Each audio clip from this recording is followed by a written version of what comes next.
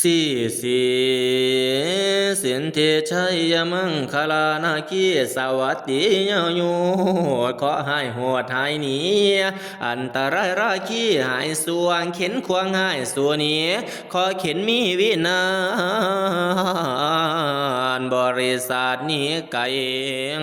ปวดท่าไปคุมเดชาฝงมันทำบันดาลพันเทียม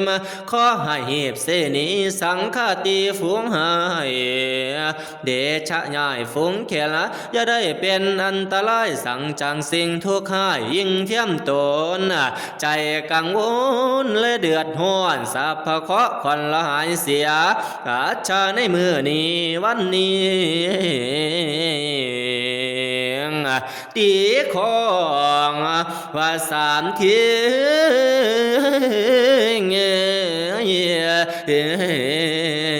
ยงเดิ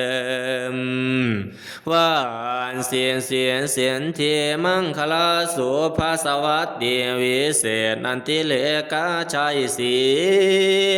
สวัสดีจงมีแก่ฝูงข้าทั้งหลายทั้งนรเทพานาคุณเทวบุตรเทวา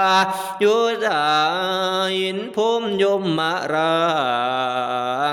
ชาตุราทั้งสี่ทุ่งที่พร้อมจักรวาลกรรมทั้งภูมิสถานเจ้าที่จึงพร้อมกันมาสมเนื้อสื่อละยินดีมังคราดีราศีอันวิเศษวันนี้พระเกศเข้าสุราเสียเป็นวันดีสุดขนาดินทผาดพร้อมตีย่างทั้งนาวังขาดครัวพร้อมกันโยสอนล้อละอาทิตย์จรจันทร์เลิกอังคารถึกมหาชัยพุทธประหัตไปเป็นโยงโชคเสาได้ว่าหมดตาโชคพร้อมลังคานาวันนี้ตำราว่าได้เลื่องถึกหน่วยเสือว่าอุตตมราศีเป็นวันดีวันเด็ดที่อมุตตะช่วงอุตตมโยกอุตตมราชาอุตตมชัยอุตตมเศรษฐาวันนี้เป็นวันลาภะอันลำเลิศปราเสริฐหวง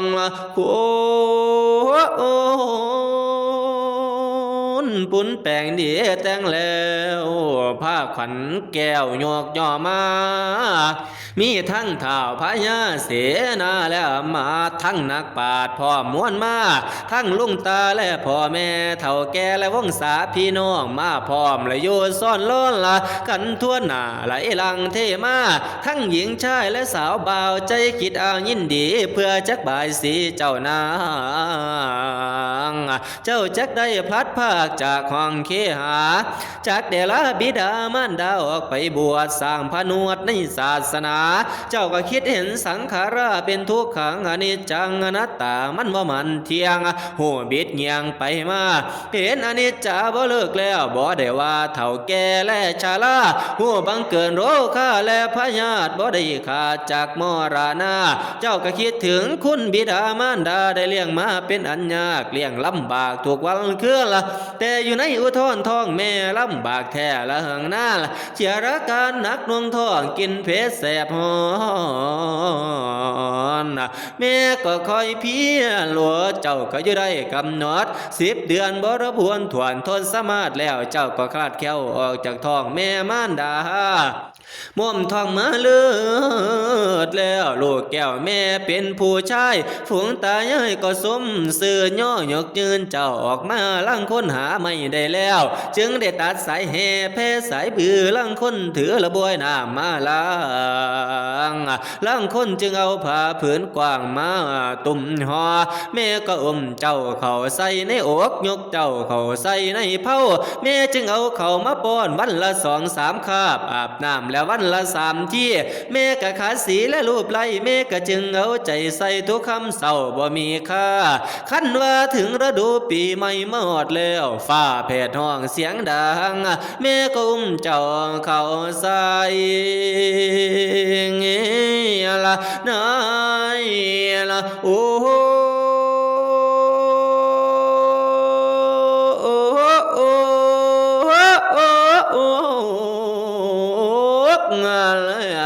ยกเจ้าเขาใส่ น้อยอัวสาสัวกินนมแม่ก็ชมลูกแก้วเลี้ยงใหญ่แล้วพอเล่นไปเล่นมาตามภาษาเด็กอ่อนละสาสอนหน้าแล้วใหญ่เป็นคนละคำกังวลกังแค้นหนักดวงนั้นละในใจคิดอร่อยบ่มีแล้วคิดแค่วอยากบวชในพระศาสนา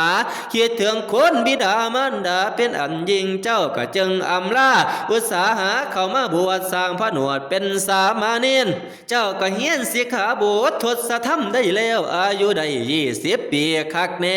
ฝูงพ่อแม่เจ้าก็จึงจัดหาบ่ศรัทธาญาติพี่น้องตามพวกพ้องเมียนสหายบางพ้องมีศรัทธาหลายได้เสื้อสาดเป็นของอาจปูนนละบางพ้องมีศรัทธาได้จีวรและผ้าละบางพ้องได้ผ้าอาจทั้งไตรด้วยใจใสสุดขนาละบางพ้องได้บาทและผ้าสบงบางพ้องได้ถุงและน้ำเต้าไม่เท่าและขันตาละบาทมีตัดและกองเข็มดินสอบริขารบริโภคบางพ้องได้ตกถ้วยและขันทีเหล็กจานเดียนคมกากับทั้งเสือศาสตร์อาสนะทั้งกีฬาและเมียงมากดูหลากด้วยบริขารเป็นของทานอันล้ำยิ่งเพื่ออยากเห็นหน้าพระแก้วมิ่งจอมไตขออย่าได้ถัวเราไว้อยู่ในโลกขอให้พ้นจากโศกโศกาให้ได้เกิดในตัวสิตานล้ำเลิศเมืองแก้วเกิดนิราภาลเป็นที่สุขสำราญลือเดชขอให้พ้นจากทุกขเวทอยู่สวัสดีสัตธรรมาวุติธรรมทั้ง7ประการคืออายุวันนาสุขาภละโลคายอันทวน5ปฏิภาณนะอันทวน6อธิปไตยานทวน7จงเสด็จลงมารักษายังขันธสันดานแห่งเจ้ากาบโตเท่า5,000 พระวาษาก็ขาเถิงตีของ3 ที่ใช้โยละ3 ที่โอ้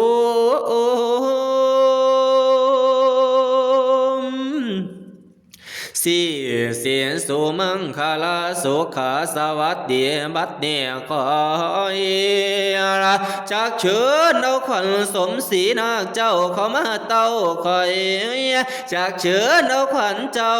เข้ามาหูอาจาในมือนี้วันนี้ละว่ามาเยอะขวัญเอ๋ย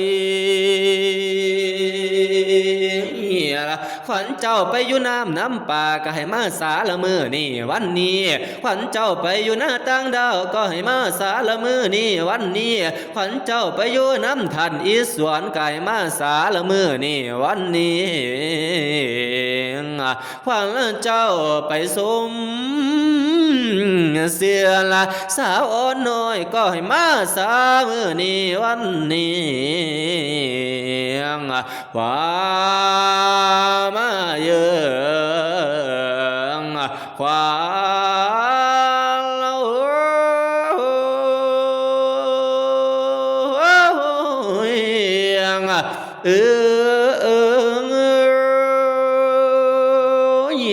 ขวัญเจ้าอย่าได้ไปสมสนิไก่ขันเจ้า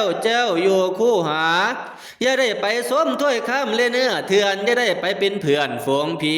ขวัญเจ้าอย่าได้ไปเดินคิริโนเกียอย่าได้ไปเดินประเทศเที่ยวทางกายอย่าได้ไปลงส้มไผ่และป้าไม้อย่าได้ไปเล่นน้ำมูลิงลุ่มอย่าได้ไปส้มลิงคางเถ่ามูนกเข้าและเสือเสียงควายกระทิงและแห่ซ่าอย่าได้ไปหลงเขาเทือนกว้างทำมูคู่หาทั้งวังป่าและสาใหญ่เสื่อนสอยใส่มายาดูตระการตางามสะผู้ผักบุ้งและบัวทองทรงเกสรหอมอยู่ห่วงเฮาขวัญนาคเจ้า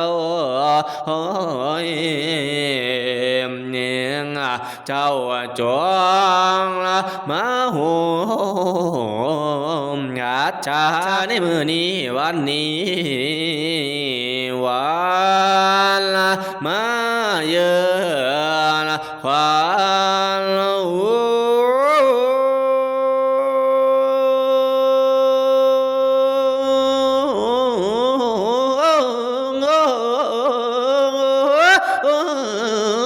ว่ามาเยอะ ขวัญเอ๋ยให้ขวัญเจ้านี่ละมาอยู่ในใจทุกเมื่อให้ละมาอยู่ในเนื้อถูกยามจะได้มีความกังวลและเดือดร้อ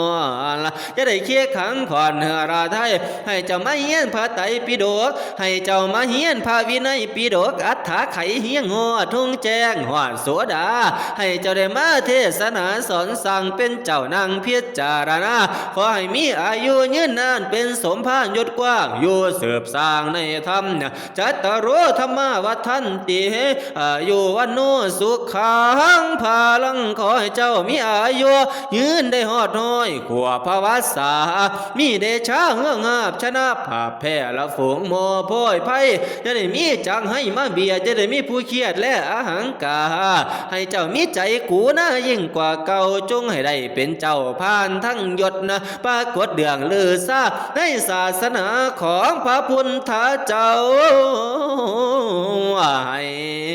มีเดชะเหมือนดังแสงสุริยพระอาทิตย์ประสิทธินเตโชวโรธราธิราชเป็นดังอินทาธิราชเท่าภูมินทั้งแดนเดียนเจ้าโอยอ้อนน้อมทุกท่านเท้าสาธุการมาอวยทานสมสื่อยกยืนให้ของดีย่ออันสุริตั้งต่อคิดหอดอสมพันถวายอาการทุกเมื่อเหือแก้วละเงินแห่บูชาและทุกคำเศร้าตราบต่อเท่าตึงชีวังให้มีหวังคว้างสืบสร้างธุระอ้างได้3ประการเฮียนกรรมฐานในที่ทวนได้ครบล้วนทุกอัน